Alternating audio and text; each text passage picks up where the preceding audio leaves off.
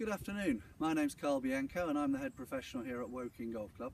I thought I'd just put this short video together to help those who are really struggling with their bunker play. We see a lot of lessons where people are continually worried about bunkers, they don't get out regularly enough, or they thin the ball out and therefore they've lost all confidence. I'm going to try and invite you to think about your bunkers in a different way altogether so you can get some consistency back and some enjoyment playing from the hazards that we have on the golf course. So I'd like you now to recalibrate your bunker thoughts, clear out the debris that's in there, and actually start thinking about your bunker shots as if they were a normal shot off grass.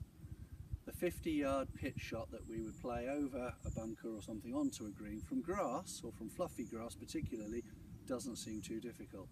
I'd like you to play the same shot in here. Now obviously when we're playing it off grass we spend a lot of time practicing so that our club head hits the ball before it hits the turf. That's why we get a good strike. But in bunkers, we actually want something different to happen. We want the club head to hit the sand and the bed of sand to push the ball out.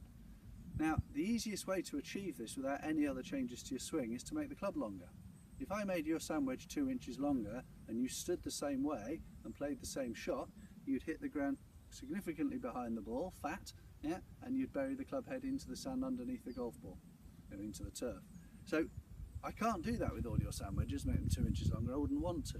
But what we can do is make the same effect by making you shorter so the club plays longer.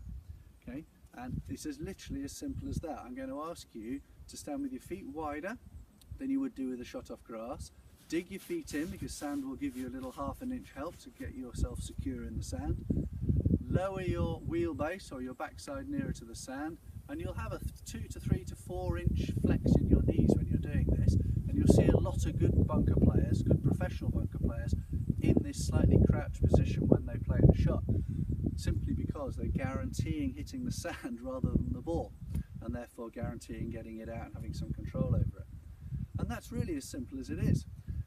The other thing is the speed of the club head, which I said at the beginning there. A lot of people have lost the confidence to accelerate the club head through the sand because they're not confident they're going to hit the right part of the sand to propel the ball out. Once we've got you in a position where you're comfortable taking a chunk of sand and you take it regularly, you'll be able to put enough speed in the club head to execute the shot. Roughly speaking, the bunker shot will need to be hit 3 times as hard as the corresponding shot off grass. So in other words, if you want to hit your bunker shot about 15 yards onto the green, hit about a 45-yard shot that you would hit off grass. The sand absorbs a lot of energy, which is why they use it on motorway runoff areas and things like that.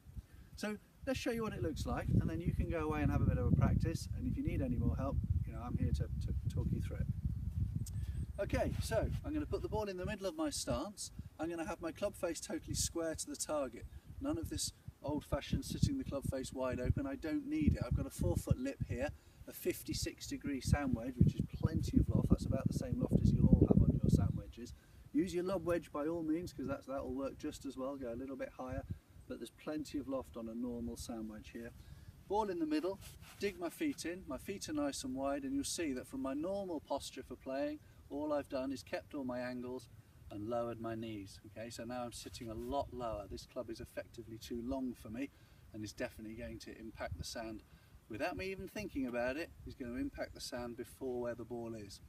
Okay, so here we go. This is what it looks like. Ball in the middle, nice and crouched, keep my position here, club face nice and square, 45-yard shot. Okay, so you can see no issues with loft at all. The ball floated out. There was a nice puff of sand off the club face, no death rattle of the ball being hit, and we've hit the ball about 10 paces out there over the bunker lip.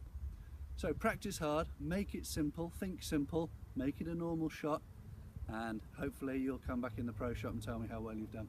If not, come and see us in the shop and we'll talk you through it one-to-one. Cheers for now, bye.